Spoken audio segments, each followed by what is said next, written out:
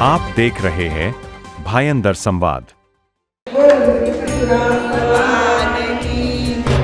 समस्त ब्राह्मण समाज फाउंडेशन द्वारा 21 मई 2025 को भायंदर पश्चिम स्थित उत्तन डोंगरी में भगवान परशुराम के प्रांगण में 108 हनुमान चालीसा का पाठ किया गया।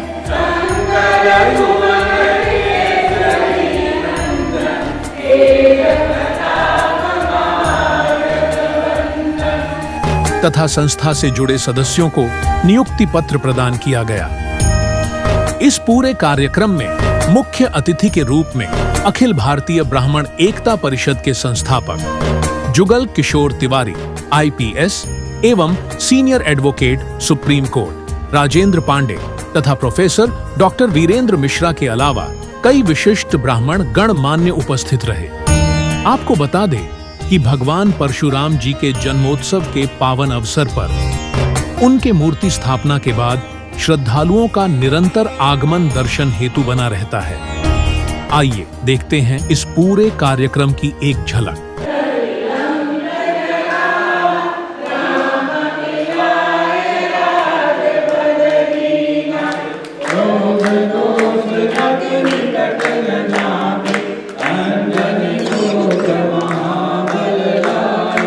देखिए, ब्राह्मण अगर आज मैं मानता हूं कि अगर किसी वजह से भी थोड़ा बहुत पिछड़ा है तो इसलिए कि वो अपने संस्कार भूल रहे हैं, संस्कार छोड़ रहे हैं। यह एक बहुत अच्छा प्रयास पूरे देश भर में चल रहा है और अब तमाम संस्थाएं भी बन रही हैं ब्राह्मणों की, जो लगातार परशुराम जी को अपना भगवान मान के, क्योंकि हमारे भगवान परशुराम जी ही हैं, हम उनको अपना भगवान मान के जगह जगह उनके मंदिर स्थापित कर रहे हैं। और इस तरह की जगहों पे संस्कार शालाएं भी बनाई जा रही हैं। कम से कम हमारे बच्चों में, हमारे परिवार में संस्कार आए, और जब संस्कार आएगा तब निश्चित रूप से उसका विकास होगा और हम आगे बढ़ेंगे, ऐसा मेरा विश्वास है। समस्त समाज को सुधार करने की अपने में आवश्यकता है। वर्ण व्यवस्था, वर्णाश्रम व्यवस्था सनातन संस्कृति का सार था।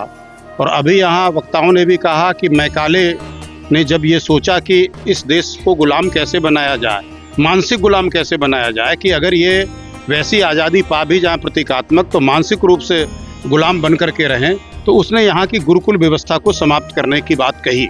और वो जब व्यवस्था समाप्त हो गई तो निश्चित रूप से ब्राह्मणों का वर्चस्व भी समाप्त हो गया, क्योंकि गुरु का संचालन करने वाले ब्राह्मण और हमारे ऋषि ही थे।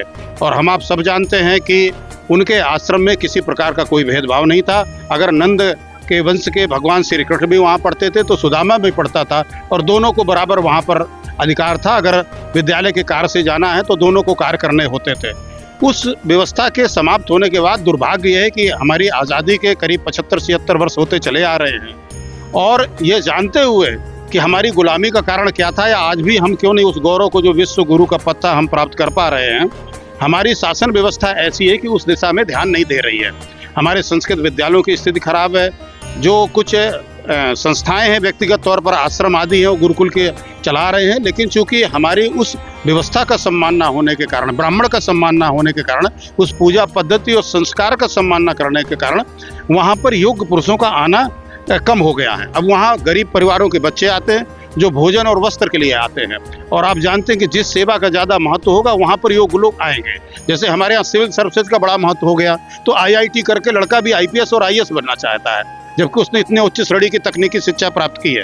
तकनीकी के क्षेत्र में ना जाकर के, क्योंकि समाज में रिकॉग्निशन इन सिविल सर्विसेज की है।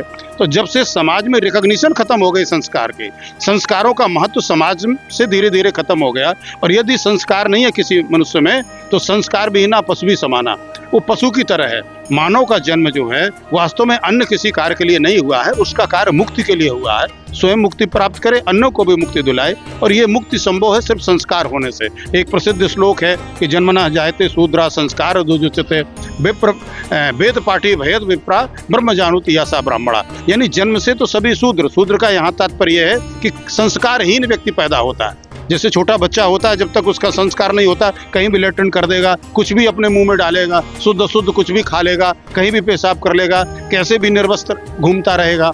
तो संस्कार की आवश्यकता, जब संस्कार करते तो संस्कार दुजुच्यते, संस्कारों का महत्व खत्म हुआ। इसलिए ब्राह्मणों का भी धीरे धीरे करके महत्व खत्म हुआ। लेकिन बहुत सी ऐसी संस्थाएं हैं जिसमें हमारा ये समस्त ब्राह्मण समाज फाउंडेशन और अन्य ब्राह्मण बहुत से संगठन हैं जो इस दिशा में प्रयासरत है। भगवान परशुराम को आदर्श मान करके, क्योंकि ये युगाधार हैं, हर युग में वो हैं, सतयुग के अंतिम चरण में उनका जन्म हुआ, जो उनका प्राकट दिवस हम लोग मनाते हैं अक्षय तृतीया को, और त्रेता में उन्होंने भगवान श्री राम को अपनी तप की पूंजी और सारंग धनुष दिया। और अभी मैंने बताया था जैसा कि द्वापर में आकर उन्होंने कई लोगों को, द्रोणाचार्य, भीष्म पितामह, कर्ण, बलराम को गदा युद्ध सिखाया, भगवान श्री कृष्ण को चक्र सुदर्शन दिया वज्रनाभ नाम का, और कलयुग में भी उनको आना है। उनको आदर्श मान करके आज ब्राह्मण समाज की विभिन्न संस्थाएं उनको आदर्श मान करके उनके चरणों में उनके आशीर्वाद प्राप्त करके पुनः संस्कार जागरण का कार्य कर रही है। ये एक शुभ संकेत है। और शीघ्र ही जिस प्रकार से भगवान परशुराम के मंदिर देश देश में कोने कोने में स्थापित हो रहे हैं, उनसे जुड़े हुए संस्कार केंद्र भी चलेंगे और ब्राह्मण समाज के साथ ही संपूर्ण भारत फिर से विश्व गुरु की पदवी को प्राप्त करेगा, गौरव को प्राप्त करेगा। ब्राह्मण समाज के लिए क्या कुछ आपके तरफ से मैसेज देना चाहेंगे जो समाज में सुधार हो, और खास तौर पे जो समस्त ब्राह्मण समाज फाउंडेशन जो कार्य कर रही है उसके बारे में आपका क्या है? समाज में दो प्रकार की शिक्षा दी जाती है। एक तो होती है अंग्रेजी में कॉग्निटिव स्किल कहते हैं, ज्ञानात्मक शिक्षा, जिससे संसार का अर्जन किया जाता है, धन कमाया जाता है, इत्यादि इत्यादि।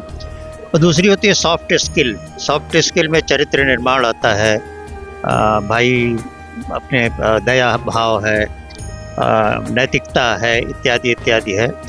तो ये चीज़ें जो दूसरी वाली है वो अदृश्य है और पहली वाली दृश्य है। तो हमारे यहाँ दृश्य और अदृश्य दोनों की शिक्षा दी जाती थी। दृश्य की शिक्षा जो देता है उसको शिक्षक कहते हैं। इतर वर्ण जो क्षत्रिय है, वैश्य है, ये लोग जो शिक्षा देते थे जिसको आज वोकेशनल एजुकेशन कहते हैं, वो दृश्य थी, जो चीज़ दिखती है उसकी शिक्षा देते थे। लेकिन जो ब्राह्मण शिक्षा देता था उसको हम गुरु कहते थे, वो अदृश्य की शिक्षा देता था। जितने चरित्र हैं, सत्य, धर्म इत्यादि इत्यादि, ये सारे दिखते नहीं हैं पर ये अधिक प्रभावशाली होते हैं, क्योंकि इस दूसरी शिक्षा को, सॉफ्ट स्किल को हमने नगण्य कर दिया इधर, क्योंकि हम मटेरियलिस्टिक ज़्यादा हो गए, क्या कहेंगे उसको, अर्थ की प्रधानता हमने बढ़ा दी। इस कारण से हमारा जो चरित्र है वो उसका पतन हो गया। आज समाज अगर ब्राह्मण का आदर नहीं करता है तो उसका एक कारण यह भी है कि वो उसको रियलाइज नहीं कर रहा है कि ब्राह्मण का महत्व क्या है। तो अब जो नई शिक्षा पद्धति आई है, NEP 2020 नेशनल एजुकेशन पॉलिसी, उसमें भारत सरकार ने सॉफ्ट स्किल को डाला है। और सॉफ्ट स्किल को कोई भी पढ़ाए वो कार्य ब्राह्मण का ही है, वो कार्य गुरु का ही है, क्योंकि वो अदृश्य की शिक्षा देगा, चरित्र निर्माण करेगा। यही विवेकानंद का भी कहना था कि शिक्षा में जो गुरुकुल का जो गुरु बनाया जाता है उसमें ज्ञान तो होना चाहिए, ज्ञान के साथ उसके अंदर नोबिलिटी भी होनी चाहिए, उसके अंदर ईमानदारी, सिद्धांत और धार्मिकता होनी चाहिए। वो गुण जो है आज भी सबसे अधिक ब्राह्मणों में ही पाए जाते हैं। और अगर कोई ब्राह्मण, जैसा अभी यहाँ पे समस्या गिनाई गई कि ब्राह्मण कोई रिक्शा चला रहा है, कुछ चला रहा है, तो कहीं ना कहीं अपने उद्देश्य से भटक गया है, इसलिए वैसा हो रहा है। यदि वो अपने उद्देश्य पर रहे जिसलिए उसका जन्म हुआ है, प्रकृति ने जिसको यहाँ भेजा है, तो आज भी उसको रिक्शा चलाने की आवश्यकता नहीं है। आजकल गुरुओं की बड़ी शॉर्टेज है, बड़ी कमी है।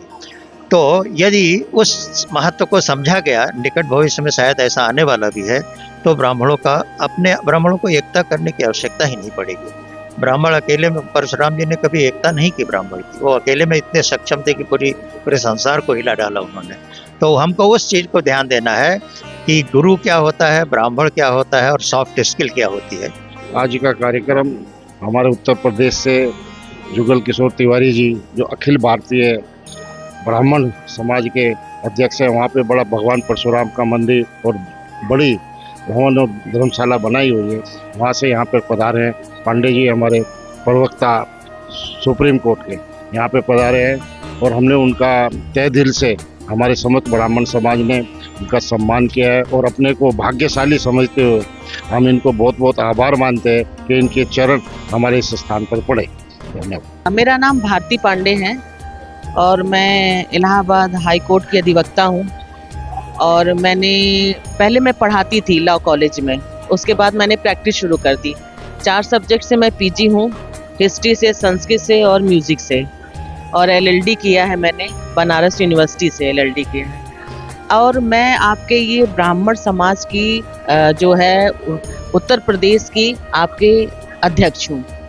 आपके ब्राह्मण समाज की, उत्तर प्रदेश की अध्यक्ष हूँ मैं। तो मेरा ये सोचना है, मुझे यहाँ आके तो पहले बहुत अच्छा लगा, क्योंकि यहाँ पे जैसे कहते हैं ना कि शुरुआत हो रही है। एक हमने चिंगारी लगाई है, हमने माचिस जलाया है, तो वो जो चिंगारी निकली है उसकी शुरुआत हो रही है। और महिलाओं, हवा देने की जरूरत है। हाँ, हवा देने की ज़रूरत है। और मुझे लग रहा है कि ये चिंगारी बहुत आगे जाएगी और हम लोग इसी चिंगारी को फैलाना चाहते हैं पूरे विश्व में हिंदू राष्ट्र बनाना चाहते हैं और ब्राह्मण समाज का उद्धार करना चाहते हैं, क्योंकि ब्राह्मणों की कहीं पूछ नहीं होती है। ब्राह्मण को हमेशा एक बहुत ही तुच्छ और बड़ा ही निर्मम उसको मतलब दृष्टि से लोग देखते हैं। लोग सोचते हैं कि अरे ये ब्राह्मण ही तो है, पंडित है, पूजा करा लो, इसका काम हो जाएगा। लेकिन नहीं, बिना ब्राह्मणों की बुद्धि जो होती है वो सर्वोपरि होती है। महिलाओं को खास तौर पे क्या कुछ एक मैसेज अगर देना चाहें? मैं महिलाओं को बस यही कहना चाहूँगी कि मेरी जितनी भी ये जागृत महिलाएं हैं और वो सब ब्राह्मण समाज का विकास करें। अपने बच्चों को पहली प्राथमिकता है कि अपने बच्चों को संस्कार दें। अपने बच्चों को, जैसे लोग मोबाइल आजकल दे देते हैं, कार्टून लगा देते हैं, अपने बच्चों को वो रामायण लगा के दें, महाभारत लगा के दें, ऋग्वेद, सामवेद, अथर्ववेद, वेदों के बारे में उनको पोयम करके बताएं। जब वो क्योंकि वही माँ ही अपने बच्चों को संस्कार देती है। वो 9 महीने पेट में पालती है। पहला गुरु माँ ही होती है बच्चों को। पहला गुरु माँ ही होती है, क्योंकि वो 9 महीने अपने बच्चे को पेट में पालती है। जो भी संस्कार वो लेती है, जैसे अर्जुन के पुत्र ने लिया था, अभिमन्यु ने लिया था, तो वैसे माँ सर्वोपरि है। तो माँ को ये है कि जो भी स्त्रियां हैं, जो भी हमारी बहनें हैं, सखी हैं, उनको मैं यही कहना चाहूँगी कि वे अपने बच्चों को संस्कार दें, चरण छूने का संस्कार दें, प्रणाम करने का संस्कार दें। आजकल के छोटे बच्चे जो हैं जल्दी प्रणाम नहीं करते हैं, उनको पैर छूने में बहुत दिक्कत होती है। तो अब यही संस्कार एक माँ को और एक स्त्रियों को, एक बहनों को, यही संस्कार मैं उनसे निवेदन करके कहूँगी कि वो संस्कार दें। और जो भी ब्राह्मणों में संस्कार होते हैं वो संस्कार कराएं। कंछेदन हो गया, जनेऊ संस्कार हो गया, ये सारे 16 संस्कार जरूर कराने चाहिए। मेरा भी बेटा है, मैंने भी अपने बेटे के संस्कार कराए हैं। तो एक ब्राह्मण होने के नाते ये हमारा कर्तव्य बनता है। अगर हम इस दुनिया में आए हैं, हमें भगवान ने ब्राह्मण की बना के हमें भेजा है, तो हमारी ये नियम बनता है या हमारी सोच बनती है कि हम उस चीज को आगे बढ़ाने की कोशिश करें। मीरा भाईदा से जुड़ी खबरों को जानने के लिए आप हमारे चैनल को लाइक, शेयर और सब्सक्राइब करें।